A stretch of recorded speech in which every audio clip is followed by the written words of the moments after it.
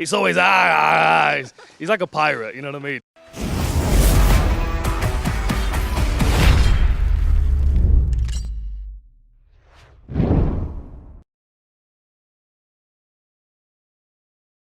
Helen Yee here at Xtreme Couture. Always great to be joined by the one and only, the outlaw, Mr. Dan Hardy. Always great to see you. Always good to be here. Always good to see you. Well, first off, nice shirt, Megadeth. I know you just checked out the Pantera concert. How was that? It was incredible. I mean, we've seen them a couple of times this year. We've got tickets for Megadeth later in the year, Cavalera Conspiracy. Veronica's really getting into like live music, so we're going to a lot of shows. A lot of bands that I saw like 20 years ago, like Pantera. We're seeing them, you know, as older guys now, but it's a lot of fun. I love it a lot. The good memories, the nostalgia. I know you like heavy metal, so what are some of your favorite bands besides Megadeth and Pantera? Well, I mean, I've been listening to a lot of Sepultura again at the moment. They're one of my favorites. A lot of MMA fans will remember them from the early UFC days where Hoist Gracie was in the music video.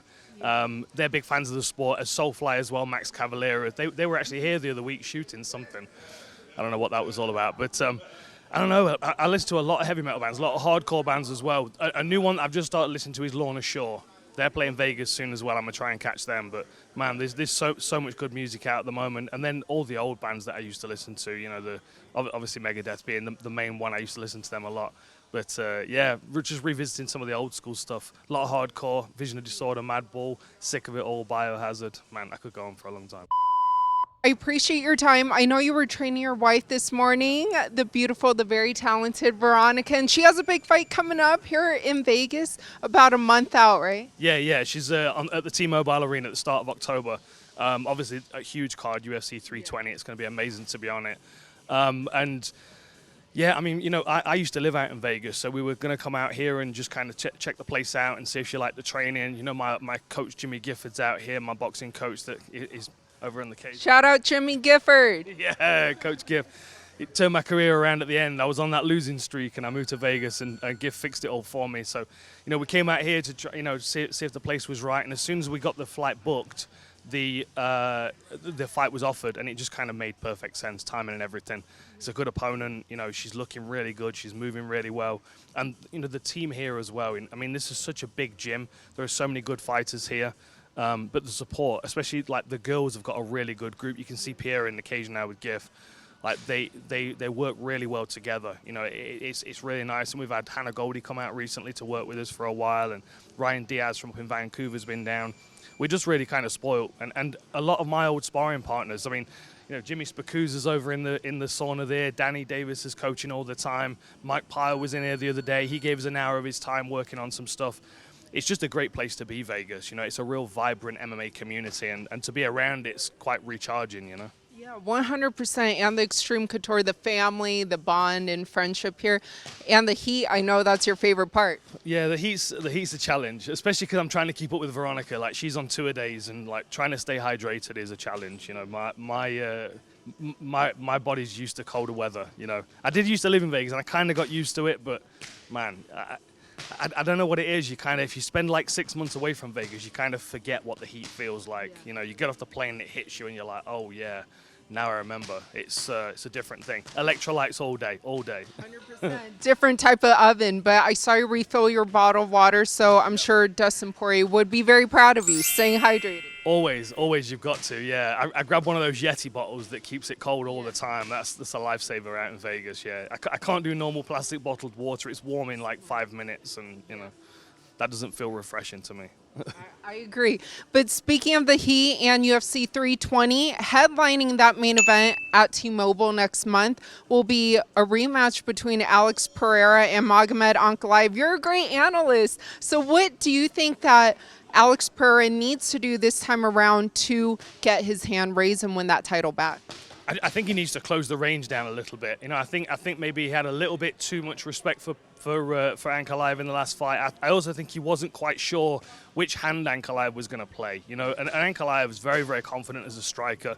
His wrestling's always been a backup in his game, and he's never particularly wanted to use it too much. But just the idea of it being there, the threat, I don't know, it seemed to make Pereira just kind of hesitate a little bit too much. And Pereira, when he's at that close range, either when you're coming to him, like when Strickland fought him, Strickland was walking into his range, or when someone's moving away and he's walking into their range, like Jamal Hill, it's that, like, you feel that pressure of his kind of frame coming at you, and people feel like they need to react.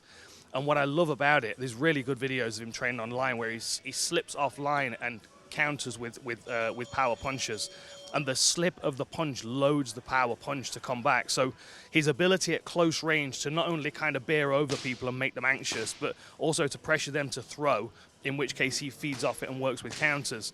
Like, if I'm Pereira, I would be thinking about getting as close to him as possible, getting in his face, maybe even try and use a bit of tie clinch just to kind of, manage the clinch a bit.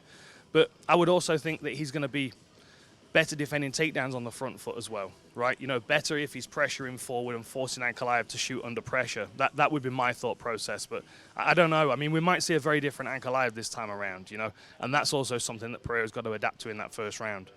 Well, you mentioned Sean Strickland. I saw him post today that he's actually over there in Connecticut training with Alex, so it's cool to see them training once again, because I know recently he coaching Veronica? Honestly, like I had a lot of, I know Vegas well, I know a lot of the people here well, but there are some people I didn't know very well. I maybe have met Sean once before, I don't know.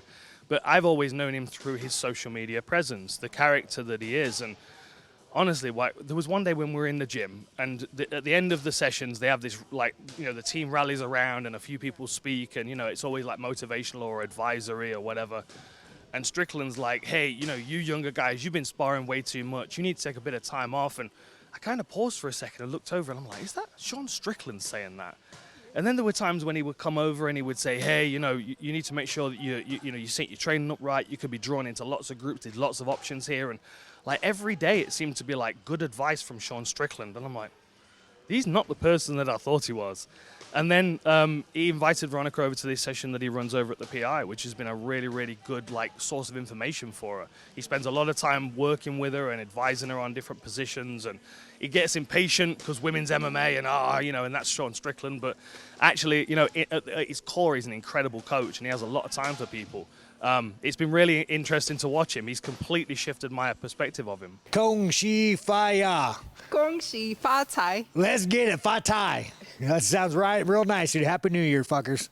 He's actually a very nice guy and very smart. Yeah, very, very smart, very switched on, very protective of the younger fighters as well.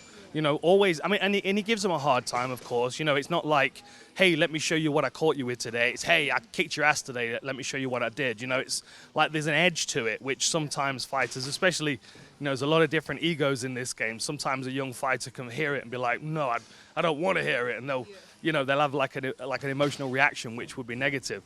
In actuality, Sean is very, very giving. And I think, it's more familiar to me, I think, because of the UK.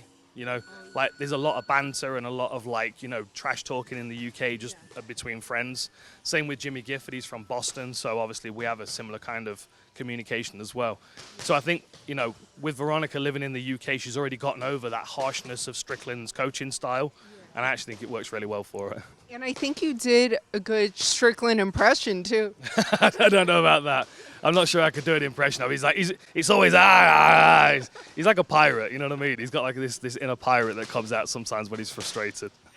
Well, shout out to the former UFC middleweight champion, Sean Strickland. And speaking of middleweight champions, and the current one right now, Khamzat Chimaev just beat DDP. Do you think that he remains, champion for a while, or do you think who has a good chance of dethroning him? I think there's a couple of interesting ones. De Ridder's an interesting one purely because of his size and his reach and his awkwardness on the ground. He has a lot of very tricky stuff from an open guard position. We saw a lot of that before he left One Championship. So I certainly think he could be an interesting problem and someone that could keep the fight moving on the floor and cause problems for Chimaev that he's maybe not experienced before. I also think we've got to keep an eye on Fluffy Hernandez. He's one of those guys that you underestimate him when he gets in there. You hit him with 100 shots, and the next thing you're tired, and he's coming back at you and he's strangling the life out of you. The middleweight division's in a bit of a weird transition at the moment. I feel like a couple of the older guard, like they've kind of phased out and they're making some space for some of the new guys coming in. But I mean, to be honest, I think at this point right now, Chimaev stays the champion unless he steps outside of himself and makes a mistake.